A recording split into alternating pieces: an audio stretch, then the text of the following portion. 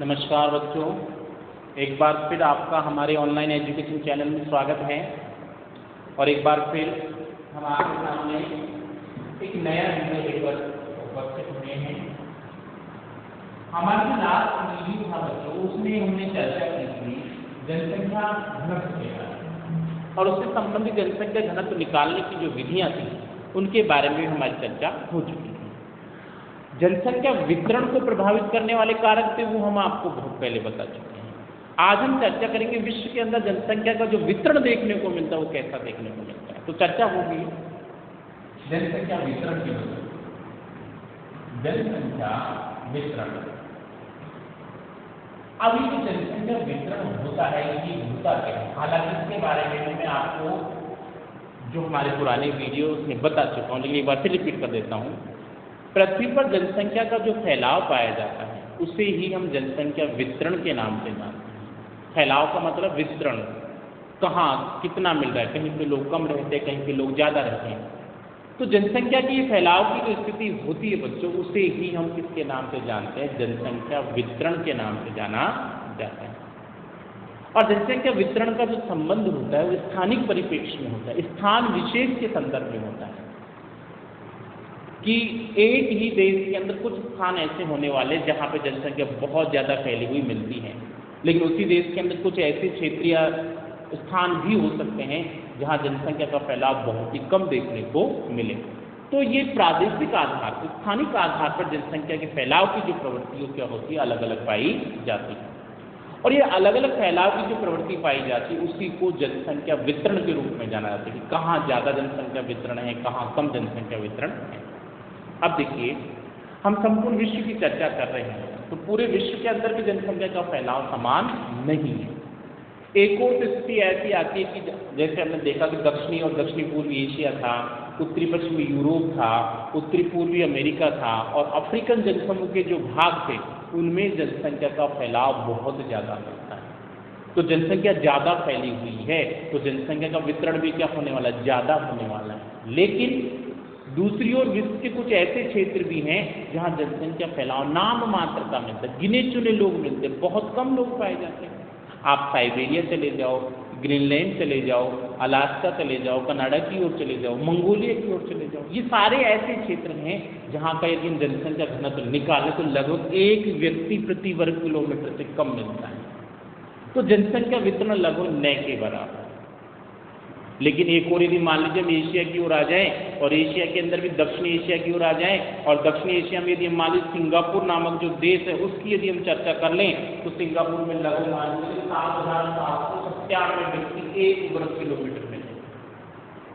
एक और तो मंगोलिया जैसा भाग है जहाँ साइबेरिया, मंगोलिया, ग्रीनलैंड एक व्यक्ति वर्ग किलोमीटर में रहता है।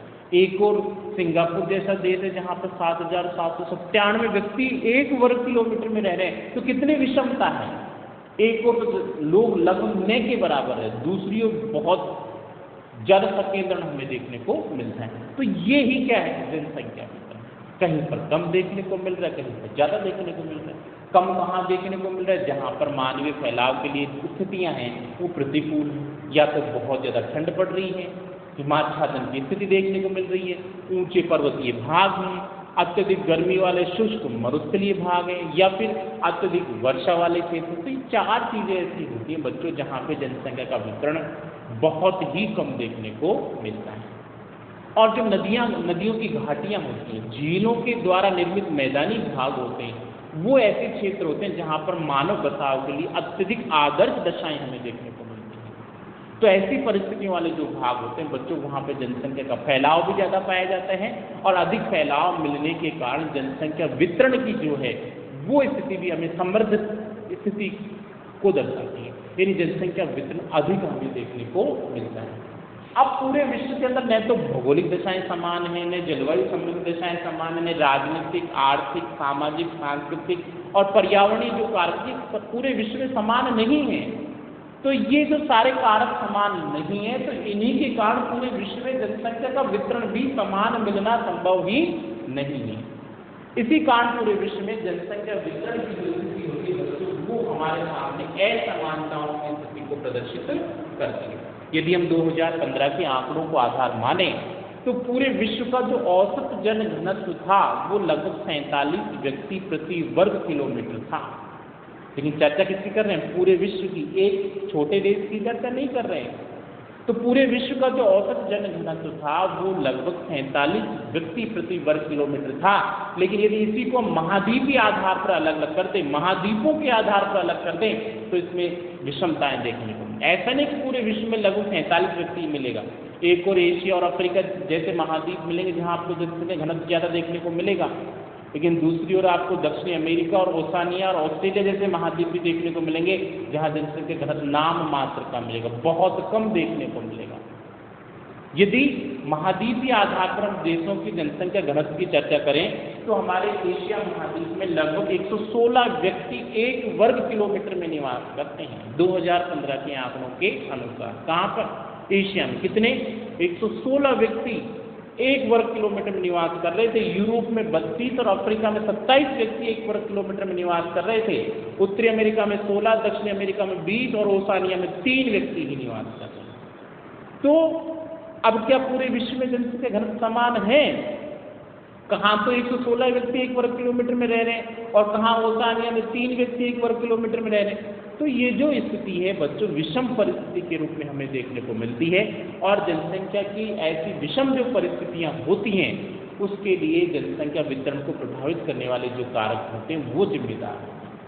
तो आज हमें विश्व में जनसंख्या वितरण की जो असमान स्थिति देखने को मिलती है उसी के आधार पर बच्चों पूरे विश्व को जनसंख्या वितरण के दृष्टिकोण से 5 भागों में विभाजित किया गया। कितने भागों में विभाजित किया गया है? 5 भागों में विभाजित किया गया। पहले की यदि हम चर्चा करें तो है अत्यधिक जन घनत्व वाले क्षेत्र। अत्यधिक जन घनत्व, अत्यधिक जन घनत्व वाले क्षेत्र पहला। अब ऐसे क्षेत्रों में कौन से भागों को शामिल किया जाएगा?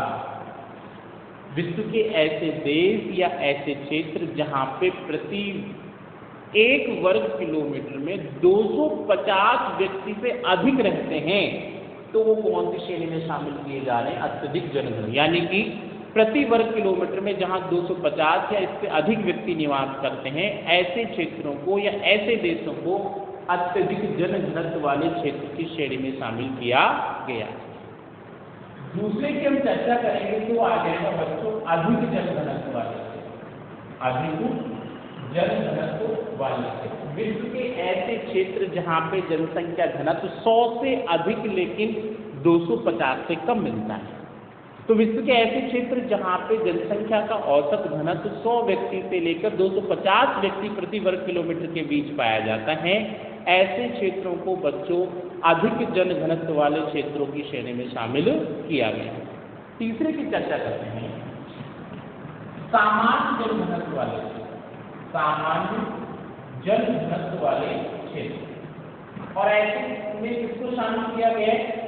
ऐसे क्षेत्र बच्चों जिनमें एक ही ध्यान रखना, ये बात क्या हो गया 250 से प्लस, ये क्या हो गया 100 से लेके 250 और यहाँ आप ये मान लीजिए 10 से लेकर 100 तक की जो स्थिति आने वाली है उसमें आने ऐसा ही क्षेत्र जहाँ पे जनसंख्या घनत्व 10 से लेकर 100 व्यक्ति प्रति वर्ग किलोमीटर पाया जाता है उसको सामान्य जनसंख्या घनत्व वाले क्षेत्रों की श्रेणी में शामिल किया गया है। उसके बाद में देखिए बच्चों चौथा जो देखेंगे कम जनसंख्या घनत्व वाले, कम जनसंख्या घनत्व वाले ऐसे क्षेत्र जहां पर 1 से लेकर 10 व्यक्ति प्रति वर्ग किलोमीटर की स्थिति देखने को मिलती है उसे हम किसमें शामिल करते हैं? कम जनसंख्या घनत्व वाले क्षेत्रों की श्रेणी में शामिल करते हैं। कहां से कहां तक? 1 से लेकर 10 व्यक्ति प्रति वर्ग किलोमीटर की स्थिति जहां देखने को मिलती है उन्हें हम कम जन घनत्व वाले क्षेत्रों की श्रेणी में शामिल करते हैं, ये कम जनसंख्या वितरण वाले क्षेत्रों की श्रेणी में शामिल करते हैं। और अंत में आएगा अत्यधिक कम, या तो आप अत्यधिक कम बोल दो या प्राय जन विहीन बोल दो, कुछ भी बोल दो, प्राय जन विहीन क्षेत्र यानी ऐसे क्षेत्र जहां पर जनसंख्या लगभग न के बराबर, प्राय जन विहीन क्षेत्र जनसंख्या लगभग न के बराबर है, नाम मात्र की रहती है तो वो क्या हो गया 1 से कम जो स्थिति हमें देखने को मिलेगी वो इसमें शामिल की जाएगी लगभग शून्य क्षेत्र हो गए जहाँ पर किसी प्रकार की कोई जनसंख्या रहती ही नहीं है। तो ऐसे क्षेत्रों को प्राय जनविहीन क्षेत्रों के रूप में परिभाषित किया जाएगा, जनसंख्या विहीन क्षेत्रों के रूप में परिभाषित किया जाएगा, जनशून्य क्षेत्रों के रूप में भी जाना जा सकता है। तो जनसंख्या वितरण की प्रक्रिया को आधार मानकर बच्चों पूरे विश्व को इन 5 भागों में विभाजित किया गया है और इन 5 भागों की जो डिटेल से हम चर्चा करेंगे वो हमारे नेक्स्ट वीडियो में करने वाले हैं कि इसमें कौन कौन से क्षेत्र और देश शामिल किए गए हैं। तो पर्टिकुलर एक एक पॉइंट के आधार पर कौन कौन से देश और क्षेत्रों को शामिल किया गया है, इनकी जो चर्चा होने वाली वो हमारे नेक्स्ट वीडियो में होने वाली है। तो आज का ये जो हमारा वीडियो था यही समाप्त होता है। आपके लिए एक प्रश्न मैं छोड़कर जाता हूँ। क्या प्रश्न छोड़कर जा रहा हूँ? तो प्रश्न ये है बच्चों कि जनसंख्या घनत्व जो होता है उसमें सबसे महत्वपूर्ण घनत्व कौन सा होता है? जो जनसंख्या घनत्व की विधियां मैंने आपको बताई थी तो उनको ध्यान में रखते हुए आपको ध्यान ये देना है कि सर्वाधिक महत्वपूर्ण घनत्व का जो प्रकार होता है वो कौन सा होता है, उसका आपको आंसर कमेंट बॉक्स में डालना। तब तक के लिए बच्चों धन्यवाद।